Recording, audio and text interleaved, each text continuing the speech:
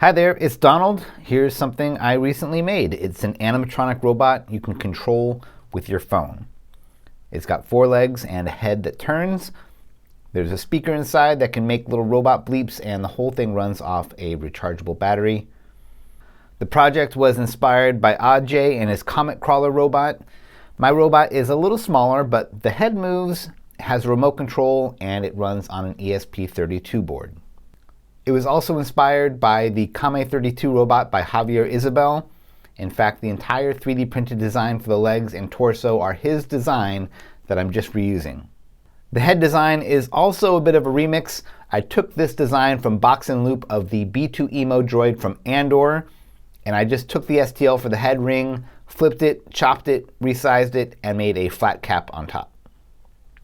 So it's a bit of a mutt, and I'm okay with that because the whole thing for me was really just an excuse to design my own custom animatronic sequences using a free piece of software called Bottango. I based most of these animations off Javier's work on ESP32. However, I recreated all of them using a totally different approach.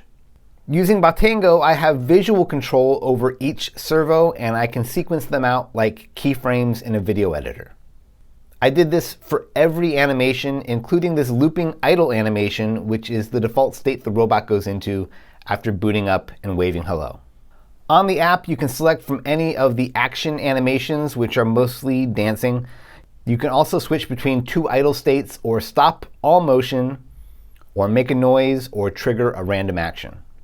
If you don't want to use the remote control, you can also just tap it on the head here, which triggers a random animation. You can find my full guide on Instructables, including the list of materials, the code, wiring schematic, and 3D files. I'll leave a link in the description. I'll also link to Maker Update, a weekly show I co-host on the DigiKey YouTube channel. Thanks for watching. I'll see you soon.